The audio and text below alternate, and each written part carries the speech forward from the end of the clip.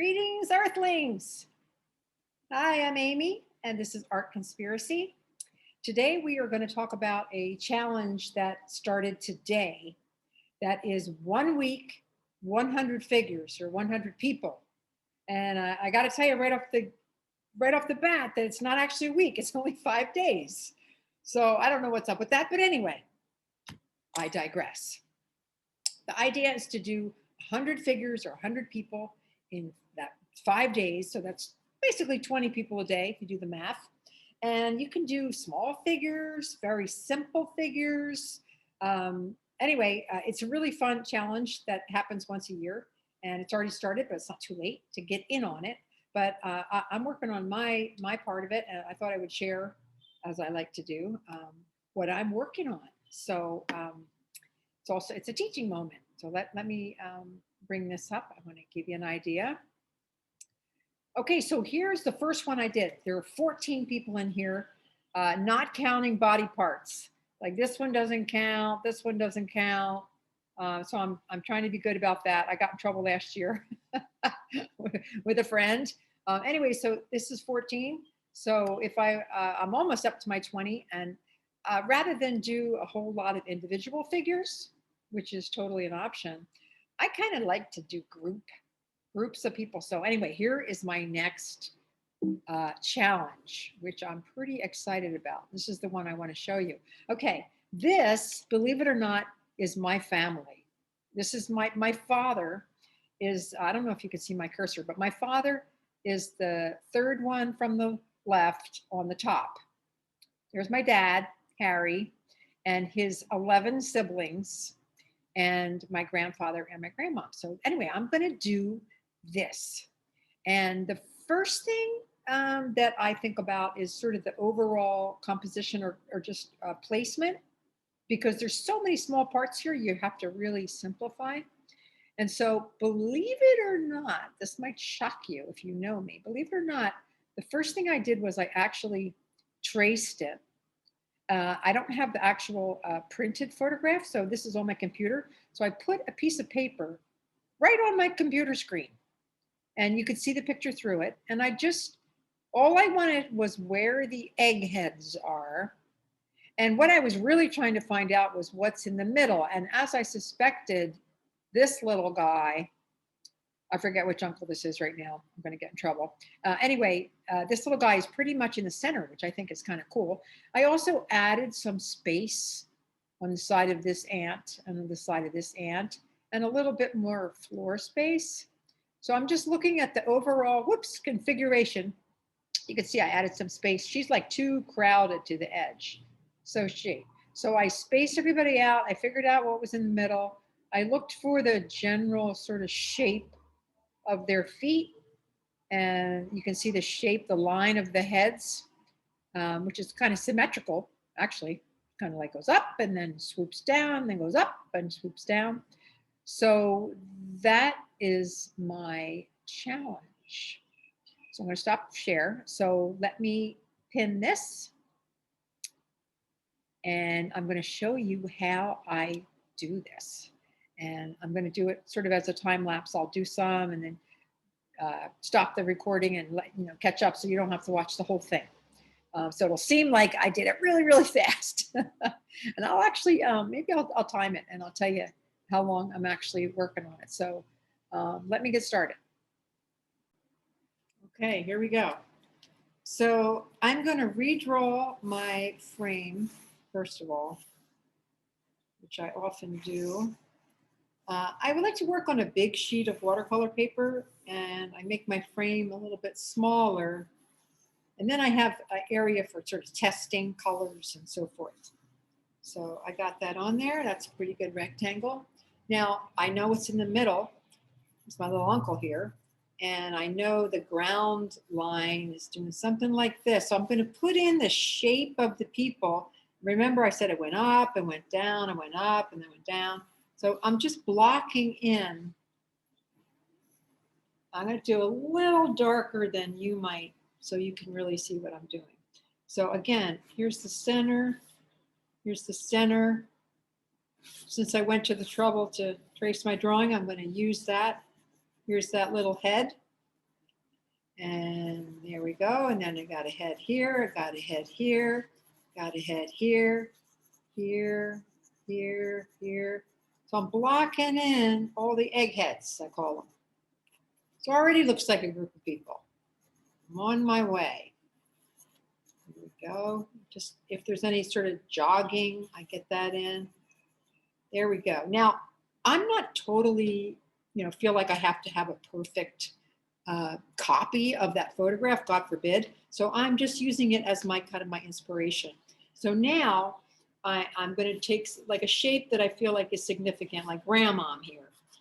I know her feet are going to end here, so I try to find what's in the middle. And it's her hands. Her head's going to get a little bit smaller. Here's the bosom. She's sitting here. There's her crossed legs.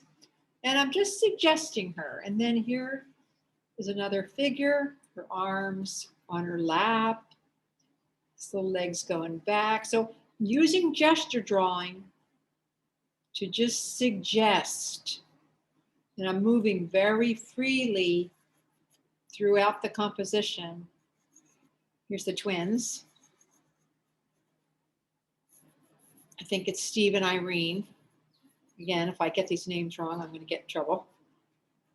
I'm going to get lots of comments on Facebook if I post this. Here's Grandpa, very imposing. Boom, boom, boom, boom. I'm going to make his head a little more square. He's got his suit on. This is so great. Here's his feet down here, big shoulders. This guy, I learned to love it back when guys used to wear suit and tie, get their picture taken. There's his little feet. Oh yeah, coming along. Now Grandpa looks like he's missing something in the middle. So I'm going to have to make some adjustments, but it's all good. It's all going to work out. I look at the tilt of the shoulder line. Here we go, another nice suit. I'm not going to commit to anything until I get everything on. Here's Dad, dear old Dad. Got the light suit on, that's good. Here's an aunt with the flowers, very nice. Another suit. The suit and tie are going to be a nice motif. Look at this. So yeah, look at it's happening. Bada boom, bada bing, bada bang. Look at that. I got it all on there, captured. Now I'm going to start to refine. And I basically am going to go over the same steps. So I'm going to start with Grandma, okay? And I'm going to sort of check, is she where she should be? I think she's pretty good. She's about the same height as Grandpa. I'm looking at the photo, you don't have that. And now I'm going to slow down a little bit. And I'm going to refine this a little bit more. There's that leg coming out. Here we go. And the nice thing too about the way that I've blocked in my rectangle is if I come down here and I feel like, oh, her legs need to be longer and I get too close to my edge, I can just change it. I can just make it bigger. So I'm giving myself some wiggle room, which is really nice when you're working on this kind of scale. So here's Grandma. She's looking pretty good. Good enough that I'm going to move on because I don't want to get too specific. Okay, here's where I'm going to pause and do my magic. I'll be right back. Okay, I'm a little further down the road. I want to show you some things. I am making constant adjustments. What I'm doing is I'm getting darker and I'm overriding my initial light lines. And occasionally I have to erase something that I just did too hard and fast and I need to get it out of my sight. Just so that I don't get confused. But anyway, like Grandmom's head, I changed so many times, it got really dark and I just erased it out. But I'm constantly adjusting. So you look here, here's the old head over here. And I moved her over. And one of the things that I'm doing too is I know I started with Grandma, but I very quickly went to these center figures because you can always move stuff outward. But if it gets too crowded in the middle and you find yourself trying to squeeze somebody in, that's a little bit harder. So I'm making sure that I have room for everything going out from either side. The other thing I want to show you is that I look for relationships. I looked for the rhythm of the heads. And then I look for the rhythm of the hands. And I also look for the rhythm of the feet, the line that that makes. And one of the things that happened is Grandpa turned out, he just didn't seem big enough. And I kept making him bigger and bigger, but the bottom half didn't seem right. I'm lining up the hands, I'll put the feet where they should be, and it was more like up here. And it just didn't seem like there was enough room. So heck, I got room down here. So I just made his feet bigger or like longer down here to give more room for his legs and his lower body. Now that's different than what it looks like in the photograph, but you can't see the photograph anymore. So I can do what I want. Anyway, so I just want to show you I'm adjusting as I go along. Okay, back to work. Okay, back.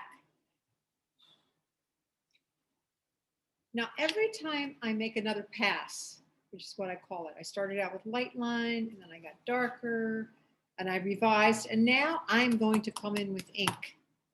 And this is another opportunity to get it right, or to get it interesting anyway. It doesn't have to be right.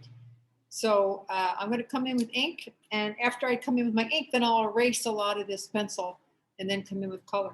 Now, because I was worried about Grandpa being big enough, I'm going to start with him, because if I need to bump people outward, as I talked about before, then I can still do it. So I'm going to just think about, move that light a little bit. Just think about where I want to put that line. I'm not going to put it everywhere. I'm adding more detail like ears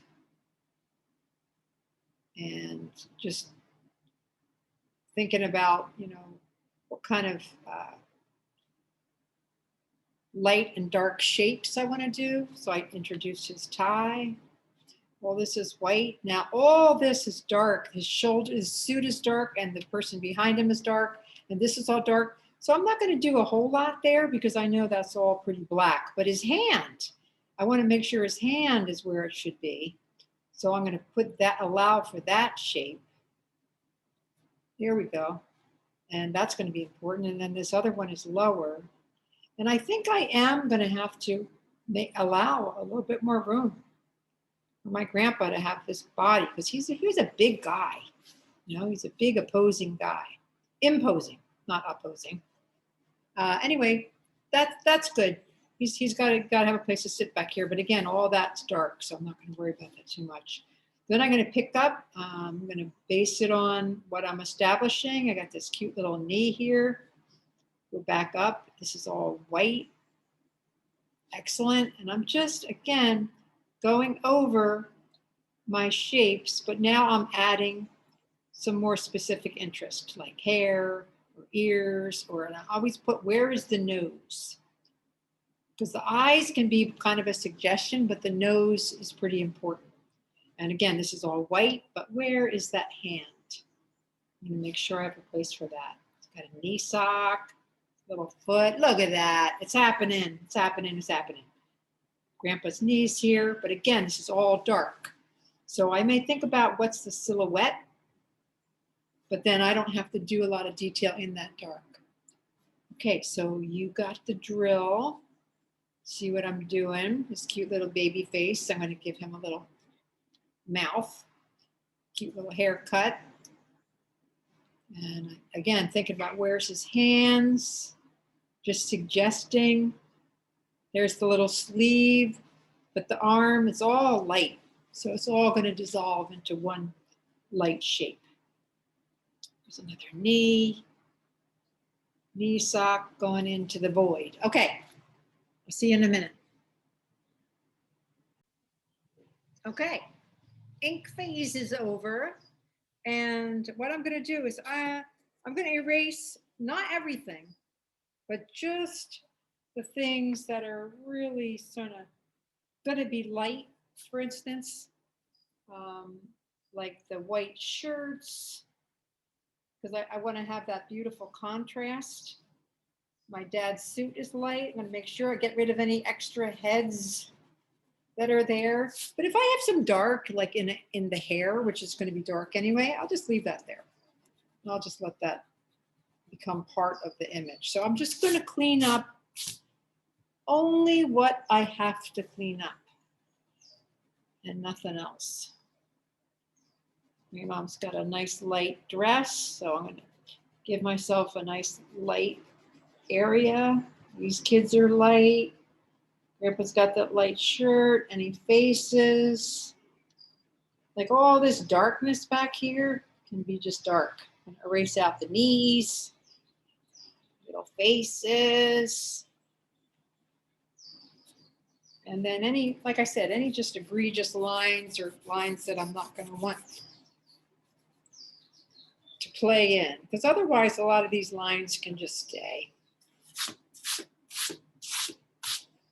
And this paper is very smudgy. It's a sort of a cheap watercolor paper, so it's pretty smudgy. My hand is like black. Look at that. But that's okay, because I think actually some of these smudges kind of play into the final image a little bit, make it look like it has depth. So I think I'm good. I'm ready to color. Okay, it's happening. Thanks for being here with me. Okay, everybody's pretty small. You can see here's the size of my finger. So these heads are tiny. So I'm not going to worry about detail. So I'm going to put, basically I'm going to use a warm color and I'm going to put it everywhere that there's flesh. Hands, blot a little bit. Look at that. I'm just establishing where bodies are. Maybe even just thinking about the dark side and the light side a little bit. So I'm establishing that the light's coming from the right. So I can get a little bit darker here and there. More for variation than anything else. And just sort of staining the paper. Here's Dad, looking quite young.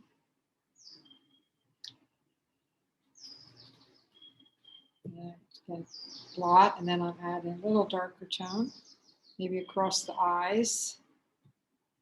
The eyes are slightly in shadow.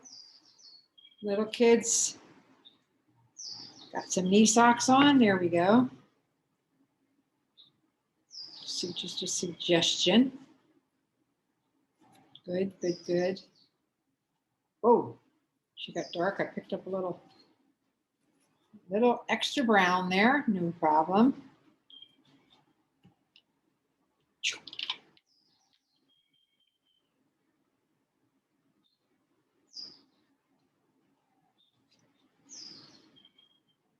Grandma.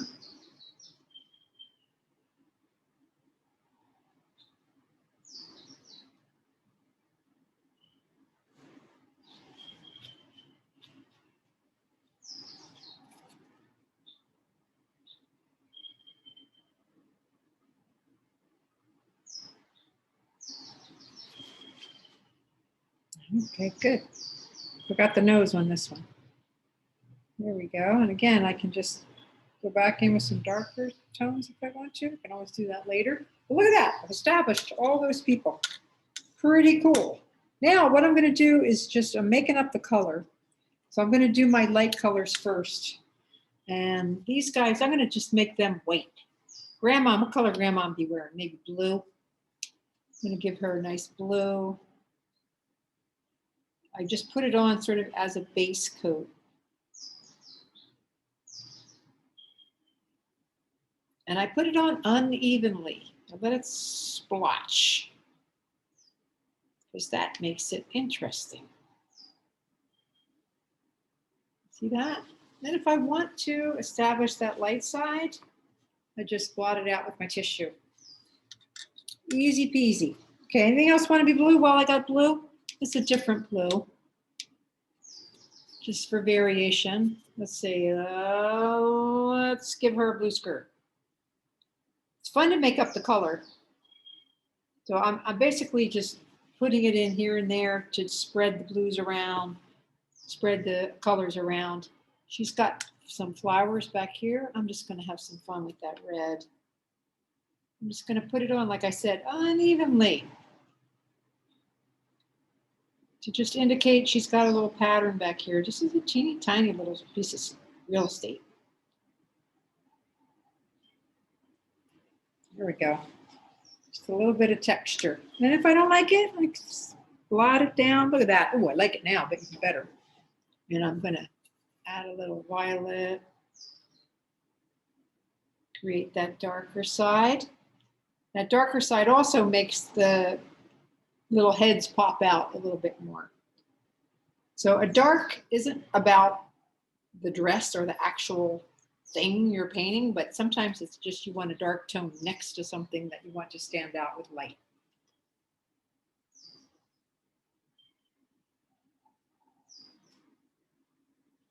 Just pushing this paint around, having a good time.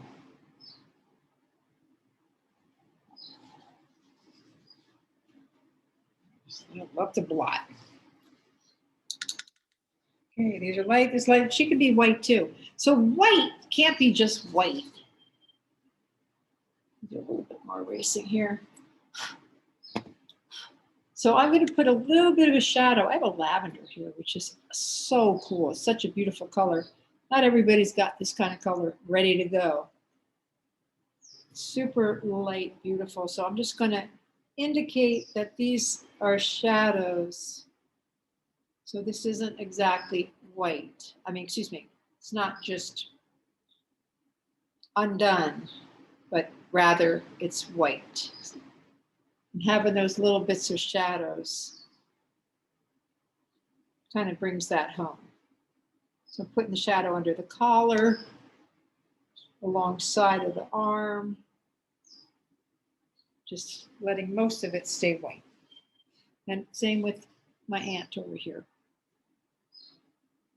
I'm just going to side. Good. She's got white shoes on. So is Grandma. There we go. Nice. There we go. Just a little touch of color. And let's make this white too, because this will stand out, because the background's pretty dark. I'll give her a white blouse as well. And then also, while I'm at it, I've got all these white shirts. Let's put this collar, make this collar. Look at that. I'm just giving it a little touch of color. Oops, super light. But it's just, so it won't be just plain white. All the shirts are light. All the ties are dark.